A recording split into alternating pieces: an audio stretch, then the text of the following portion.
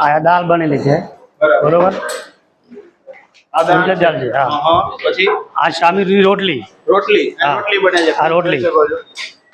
ગરમા રોટલી ગરમ ચાલુ જોઈએ ને આપણે? ચાલુ ચાલુ જેમ ગરાક આવે એમ ચાલુ જ જાય ગરમ જ રોટલી ખવડાવવાની. ગરમ જ, ગરમ જ. એમને બનાવેલી નહીં. ના જેમ ઓર્ડર આવે એમ જ પછી અહીંયા આપણે દાલ બાટી ફેમસ છે ને એમ જ એમ